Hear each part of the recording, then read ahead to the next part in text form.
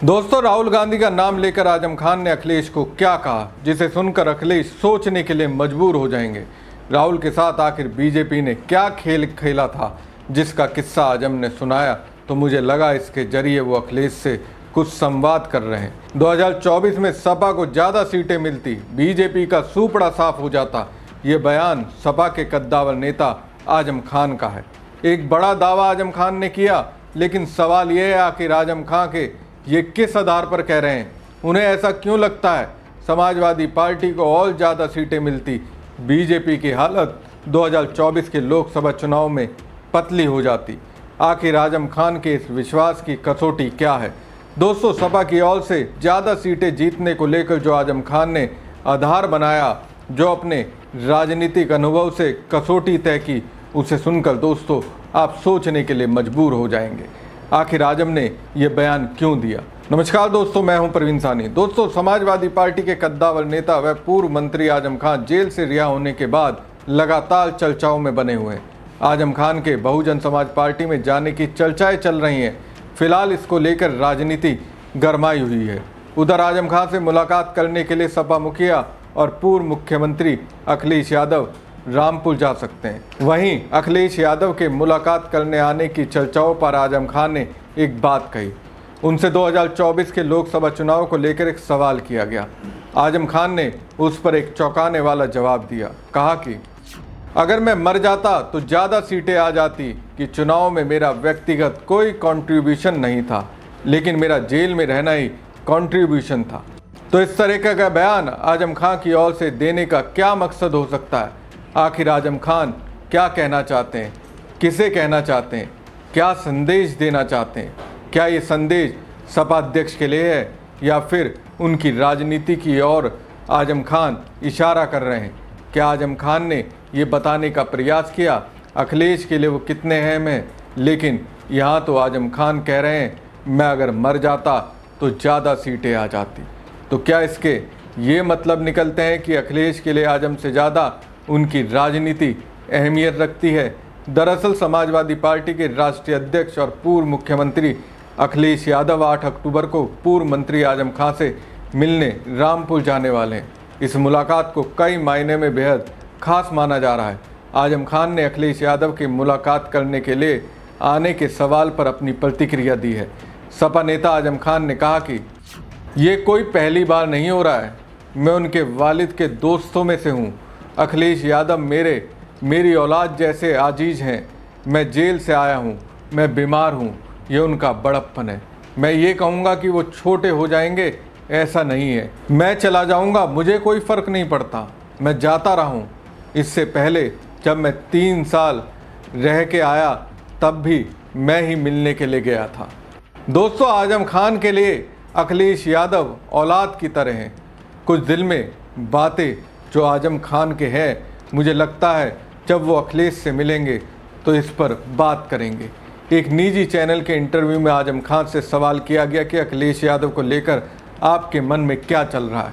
इस पर आजम खान ने कहा मैं उनकी बहुत इज्जत करता हूँ, लेकिन क्लैरिटी देने की कोई ज़रूरत नहीं है। ना मेरा कोई स्तर है कि मैं क्लैरिटी दूँ, ना ही किसी के आगे मजबूर हूँ। मैं अपने मालिक के अलावा किसी को भी क्लैरिटी नहीं देना चाहता हूँ, ना कि किसी की इतनी हैसियत है कि वो मुझसे मांग सके।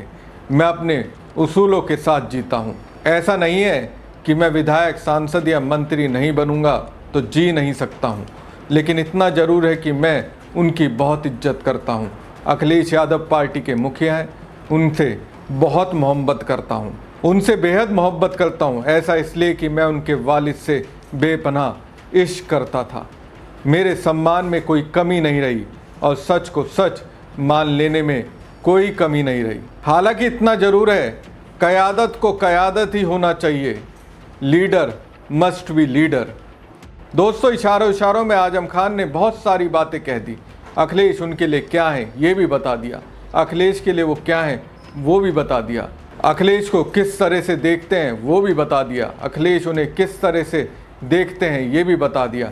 दोनों के बीच किस तरीके का रिश्ता है आजम खान ने अपने अंदाज में बताने का प्रयास किया। इसके बाद आजम खान ने कहा कि मैं अखिलेश यादव का अच्छा चाहता हूँ, उनका शुभचिंतक हूँ, कभी उनको गर्म हवा ना लगे ये मेरी दुआ है। लेकिन ये क्लैरिफिकेशन नहीं है, ये मेरी दुआएं हैं। मैं ना धोखा देता हूँ और ना ही धोखा खाता हूँ। कभी धोखा खा लेता हूँ लेकिन धोखा देता नहीं। झूठ भी नहीं बोलता हूँ, ना ही फ्रेब करता हूँ, ना किसी का दिल दुखाता हूँ, किसी पर जुल्म भी नहीं करता, लेकिन जालिम से घबराता भी नहीं। अब दोस्तों, कुछ तो है जिस वजह से आजम खान को ये बताने की ज़रूरत पड़ रही है कि वो अखिलेश के शुभचिंतक हैं।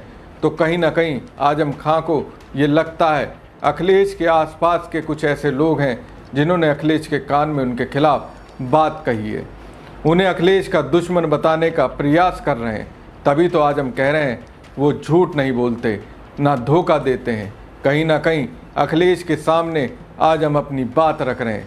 आजम को भी मालूम है जो कह रहे हैं अखिलेश तक तो पहुंच ही जाएगी। साफ है कि लंबे समय तक जेल में रहने के बाद पहली बार किसी चर्चा में आए आजम खान ने कहा कि वो चाहे जेल में हो या बाहर, चर्चा से कभी दूर नहीं रहते।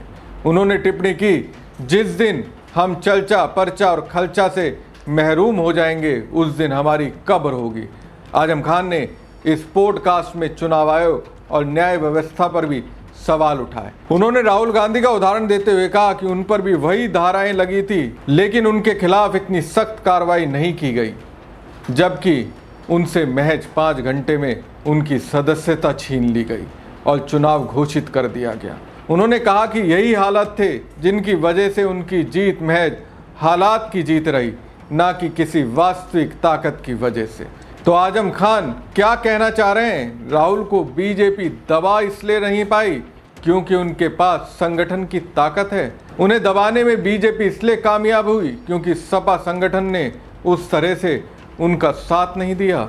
हमारी खबर आपको कैसी लगी कमेंट बॉक्स में कमेंट करके जरूर बताएं। साथ ही पेज को ज़्यादा से ज़्यादा लाइक और शेयर कीजिए। धन्यवाद। जिस तरह मोहम्मद अली जौहर यूनिवर्सिटी को पाकिस्तान नहीं ले जाया जा सकता, उसी तरह आजम खान और इस देश में रहने वाले करोड़ों इंसानों को पाकिस्तान नहीं ले जाया जा सकता। मुझे ये मालूम है कि मुझसे बहुत नफरत करने वाले लोग रहते हैं, मुझे देशद्रोही कहते हैं, गद्दार कहते हैं, मेरे सर की कीमत लगाते हैं, मेरी जबान की कीमत लगाते हैं। और मैं मासूम बेटियों को पढ़ाता हूँ, बच्चों को पढ़ाता हूँ। मैं अपने आप को कहता हूँ कि I am the most hated person of India. मेरा मकान यहाँ बैठे हुए तमाम लोगों ने देखा है। मेरे मकान के पास बहुत बड़ा पार्क है और उसका बहुत शानदार दरवाजा है। मीडिया के लोग जब मुझसे बात करने आते हैं तो उस दरवाजे पर कर मेरे घर की घंटी बजाने के लिए बेल देखना चाहते हैं, और जब उन्हें दरवाजे पर बेल नजर नहीं आती तो मेरे मोहल्ले के लोगों से पूछते हैं कि खान साहब के इस महल की घंटी कहां से बजती है, तो बताते हैं कि नहीं, ये उनका महल नहीं है, ये तो पार्क है। उनका घर तो और अंदर गली में जाकर आता है। याद है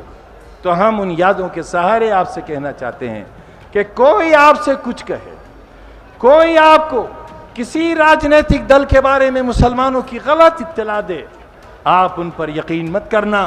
आप इलेक्शन कमीशन के आंकड़े मंगा लेना और फिर यह तय करना मुसलमान आपके साथ है या मुसलमान किसी और के साथ है। मुसलमान आपके साथ एक तारीखी हकीकत की बुनियाद पर है, और इसलिए है कि 30 अक्टूबर 1990 से लेकर 5 अक्टूबर 2017 तक का एक सफ़र आपके साथ का है। लिहाजा ये कमज़ोर लोग कल भी आपके साथ थे, आज भी आपके साथ हैं, और ये आवाज़ जब तक दिल से निकलती है, ये आवाज़ आपके साथ है, ये आवाज़ हक़ के साथ है। आप हक़ के रास्ते पर हो, इसलिए हक़ पर चलने वाले लोग भी आपके साथ हैं। मैं इसी के साथ एक बार फिर आपको राष्ट्रीय अध्यक्ष चुने जाने के लिए दिल से मुबारकबाद देता हूं। बहुत सी गलतफहमियां थी हमारे बारे में कि हम आपको अध्यक्ष नहीं चाहते हैं। ये आपसे जिसने भी कहा उसने अपनी मां की कोख के साथ नाइंसाफी की। वो धोखेबाज है, वो आपका नहीं है। जो हमें आपसे दूर करना चाहता है वो आपका नहीं है। जो हमारे बारे में आपके कानों में कुछ कहता है वो आपका नहीं है। आपको सिर्फ याद ये रहना चाहिए कि हमारे खून की छींटे कल से लेकर, जैसे मैंने कहा था कि हमने अपनी अगली नस्ल तक आपके हवाले कर दी है। हमारा कल भी आपके साथ था, हमारा आज भी आपके साथ है, और हम कश्तियां बदलने वाले लोग नहीं हैं, आस्तीनों में सांप रखकर अपने साथ चलने वाले लोग नहीं हैं।